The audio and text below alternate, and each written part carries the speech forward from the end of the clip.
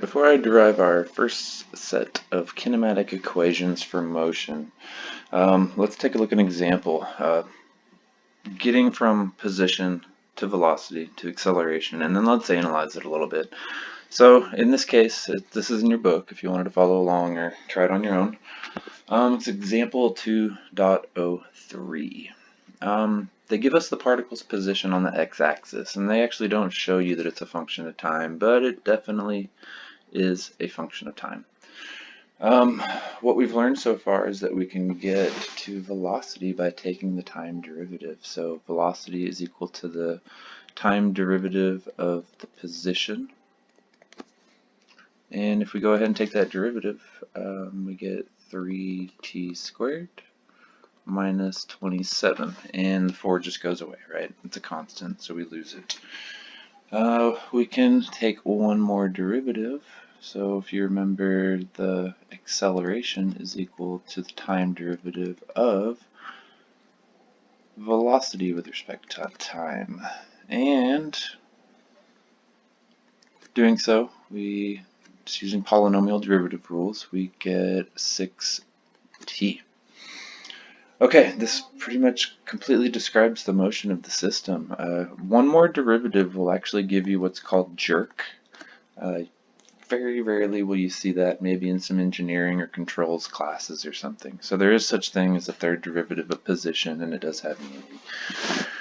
Okay, when we look at a set of equations like this after taking the derivatives, it's often important, like, is there ever a time when the velocity is equal to 0? That would be a point where maybe it's turning around or something, and we can take advantage of those points. So let's take a look. If I literally set this equation right here equal to 0, so velocity is equal to 0, and that's equal to 3t squared minus 27, this ends up having two solutions of t is equal to plus and minus 3 seconds. Generally in this class, we're only going to be concerned with the t greater or equal to 0. But the negative sign does have meaning. That's where it would have, when it would have a 0 velocity if we looked back in time.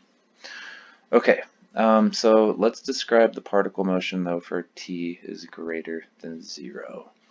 If we look at t is equal to 0, and this is very important, don't ever assume, I'm going to write this, don't assume that b is equal to 0, x is equal to 0, and a is equal to 0 at t is equal to 0. We don't always start at the origin. It's not always starting from rest. And it's not always going to have a 0 acceleration. So we can check that. We can say, okay, well, what's its velocity and acceleration and position at t is equal to 0? At t is equal to 0, we would just plug in t is equal to 0 to each one of these equations. For the position, I get 0 times 0. Everything goes away except for this positive 4. That automatically tells us, and I'll make a number line in the x-axis. If I start this off, and you'll see why I'm starting it off over here, it's not starting at the origin at 0. It is starting at positive 4. Right, there's the origin.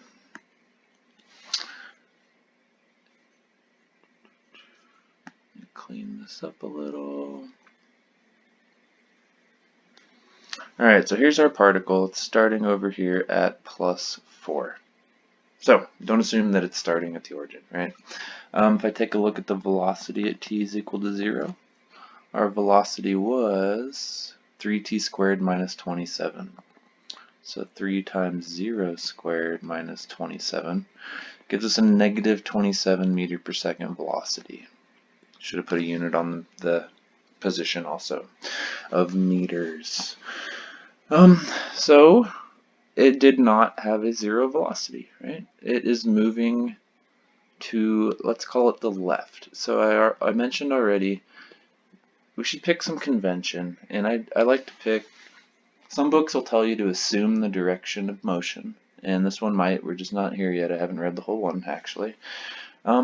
I was taught a little bit differently, and it's something I teach my students that tends to benefit them. And if we pick right as being positive and up as being positive, then a negative answer just means that it's going down or it's going left. So in this case, we chose right as positive. When we get a negative velocity, that means this thing is trucking along at negative 27 meters per second to start with, to the left. So that's why I drew it over here on the right side of the screen, or the right side of the number line. And this would be our x-axis. Okay. What about the acceleration? Let's look at the acceleration at t is equal to 0. I get, well, the acceleration was just a 6t. So 6 times 0 just gives us 0. So our velocity is equal to negative 27 to start with, and our acceleration is equal to 0 to start with. So only one of those three things right here actually was equal to 0 at t is equal to 0. So always check that.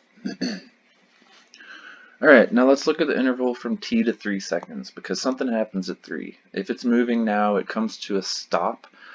Something's going to have to cause that stop, and that's going to be an acceleration. The acceleration, if it's going this direction with some velocity, if it comes to a stop, that means the acceleration is going to be acting this way, and that's a positive acceleration. Even though we can say the speed is decreasing, the magnitude of the velocity is decreasing, the acceleration actually points to the right. So we need to think of it like that. The same when we get to circular motion. We have an acceleration that points towards the center of the curve. Right? We'll go more into that too. So we're traveling to the left, but a positive acceleration to the right is going to cause us to come to a stop at some point. So let's look at t is equal to 3. At t is equal to 3, let's see where it is. What's the position?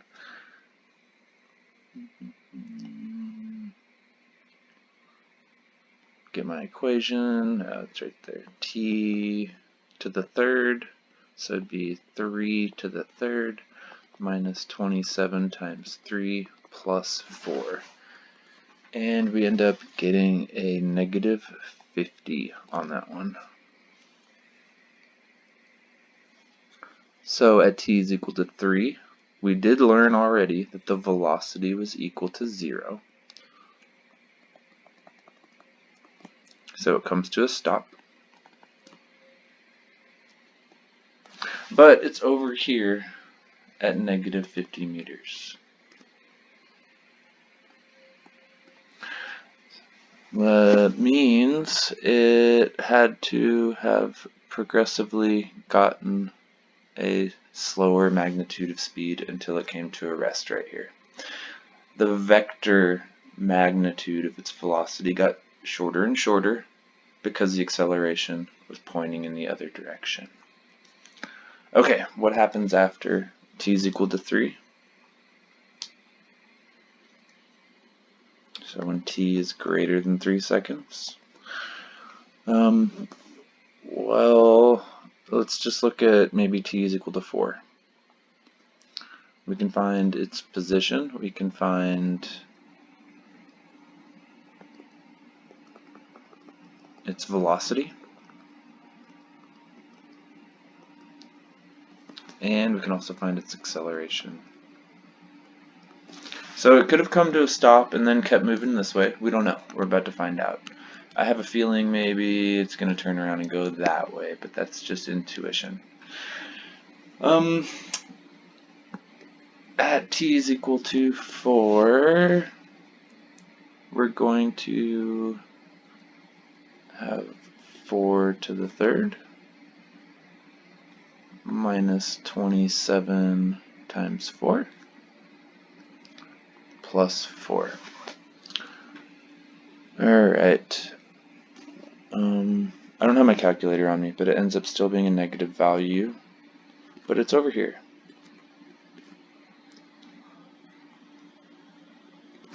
If we look at the velocity there, we also get a positive answer, and for the acceleration, a positive answer. What that means is at t is equal to 4, it is now moving in the positive velocity direction, and it's speeding up in that direction with some acceleration. So it did indeed, after, you could have put in 3.1 seconds if you wanted to, and you would have got the same thing, 3.00001. It would have still been on its way, turning around, moving to the right, with an increasing velocity to the right, because the acceleration vector and the velocity vector were both pointed in the same direction. In that case, that means the velocity vector will just keep getting bigger and bigger as time goes by. So based on, what did we do? We took one equation, the position as a function of time, and we were able to describe the motion completely. So go ahead and try finishing it out, plug it in numbers if you want. My calculator just happens to be out of reach at the moment. You should be able to produce something like this, and you should understand what it means, and don't forget to check what happens at time is equal to 0. It's not going to necessarily have a 0 velocity, 0 position, or a 0 acceleration. A lot of times it will, but it's something we must check.